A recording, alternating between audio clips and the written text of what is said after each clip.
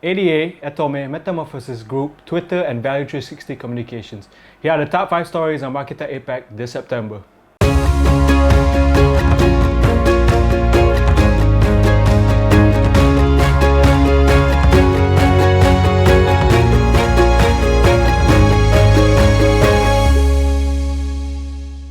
Good day everyone, my name is Arman and welcome back to MARKETECH APAC Reports, where we review the top 5 stories on MARKETECH APAC for the month of September. Yes, and for this month we have a diverse set of stories that hooked readers the most, and we have a story from e-commerce, digital payments, social media, and even the industry of career coaching. Now let's take a look. For our top 5 story, we have India's PR agency, Value 360 Communications. The agency, which has become the leader in managing the communications and PR strategies of startups in India, has now expanded to Singapore. Value 360 Communications, which handles various brands across industries such as fintech, proptech, lifestyle, and hospitality, moves to Singapore market to unlock growth opportunities in the country's burgeoning startup space. The agency said that the strategic expansion is driven by Southeast Asia's growing stature as a hotbed for high-growth startups, and that through this, it will be tapping into its client base and identifying Indian partner brands operating in Lion City. We spoke straight to Kunal Sinha, Value 360's communications founder and director, who shared with us the specific communication challenges of startups. When you start to build a startup into a brand, you do not have a brand to sell to begin with. You need to build an entire value proposition that the startup will bring into the consumer life cycle. Or even if it is a B2B startup, how the B2B startup is going to change the entire dynamics for a specific category. So in past, we've actually not only built brands, but we've built category leaders in India market. So whether in healthcare, we work with Practo, or in digital payment, we work with Paytm, or even in professional hiring, online professional like Urban Company. All these are today category leader in the India market.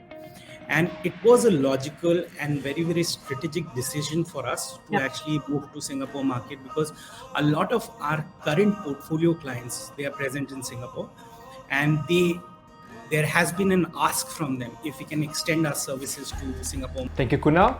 Startups are indeed a different arena in the branding and communications game, and we can't wait to see the agency's upcoming projects in Singapore. Now on to number 4.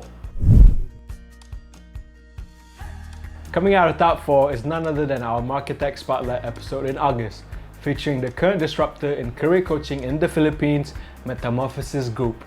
Through Markettech Spotlight, we dig deeper into current trends and issues in the industry through the perspective of burgeoning organizations. For the episode, we took a closer view of the career coaching industry by sitting down with Metamorphosis Group founder, president, and CEO, Danica Octa.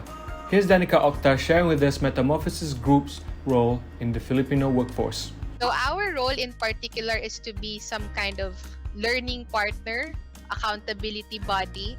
So we help our clients learn new things, not just the technical skills, but also the life skills.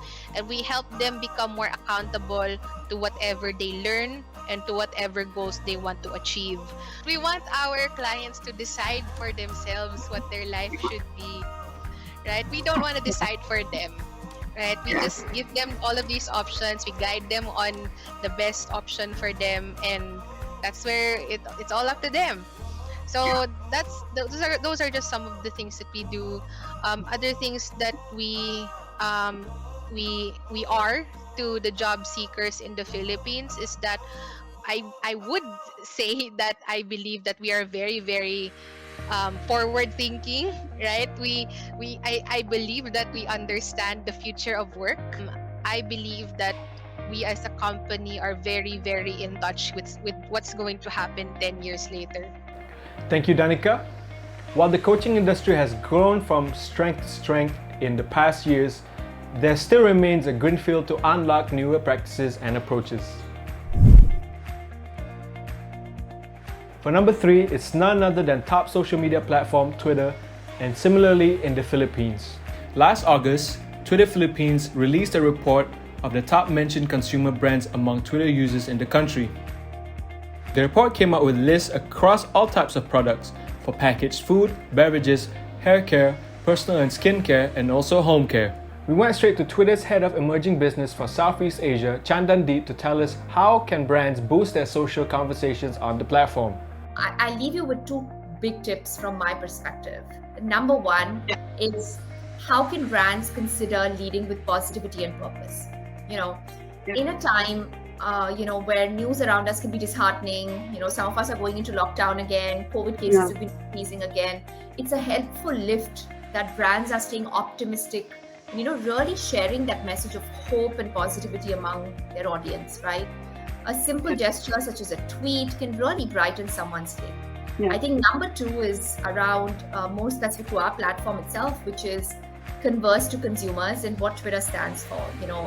When you look at our platform, essentially we think of ourselves as what's happening and what people are talking about. As brands think about, catching up, they're launching a new product or campaign, and how do they stay ahead of the game? They can launch it on Twitter. As brands think about connecting with culturally relevant moments, such as Christmas that's coming up for Philippines, right? Brands can really leverage and go big during those cultural moments. Thank you, Chandan, for those tips. And you're right, with the current pandemic and also the upcoming festive season, there's no other better time for brands to show that they care for consumers. For our top 2 story, we have a comeback from ADA. In April, the company has topped our list for launching its end-to-end e-commerce solution, and now it graces our top story for the second time and finally appointing its regional head of e-commerce. Sherry Tan is a veteran in the e-commerce and digital space, most recently coming from top e-commerce platform in the region, Lazada, as its chief business officer. In her new role, Tan will be leading a team of leaders who will support the growing demand of e-commerce in APAC. We spoke straight to Sherry to share with us the key challenges for brands within the e-commerce space. So in the last 18 months, right, with the pandemic, the situation has actually catapulted e-commerce retail significantly. And there are more users in the digital space, whether it is the buyers or the sellers. Now, it has become harder for brands to attract customers because there are wider options available on multiple platforms. Right? Besides having more choices, customers are getting smarter as well. They have higher expectations towards their shopping journey, right? Such as flexi pay options, attractive promotions, quick delivery, social commerce, and etc., right? So with this current situation, right, brands need to stay on top of their game, right? To predict their industry trends, the need also to scope a wider net to increase their audience, right?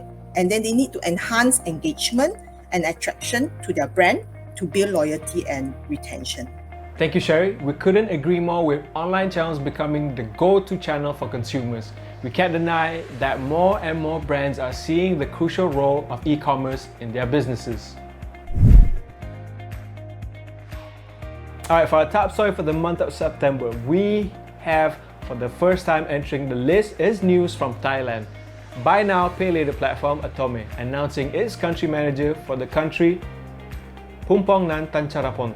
Atome, which has been subsequently announcing its growth in Asia with new retail partners and offerings, has recently announced the executive who will helm its operations in Thailand.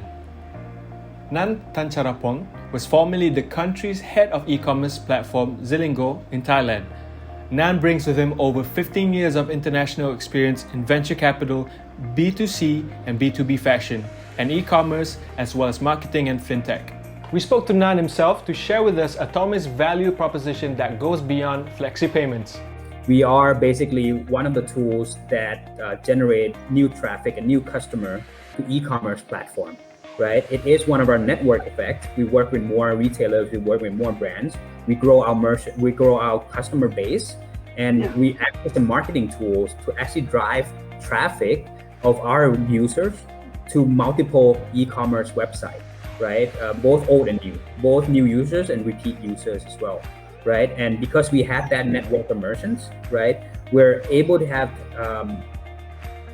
enough to be able to target the right target audience as well, right? Because we know their demographic, we know their user behavior, so we're able to target them better. So driving these new customers to the merchants is really a very, very strong value prop. Thank you, Nan. All the best on your new role, and we can't wait to see the growth of BNPL in the country. So there you have it, our top 5 stories for September. What an interesting roundup of the latest happenings in marketing and tech in APAC. We hope that you enjoyed that as much as we did. If you got an interesting story to share in the area of marketing, technology, platforms, and SMEs, drop us an email at editorial@marketech-apac.com. This has been Aiman. Thank you so much for watching, and I'll see you guys next month.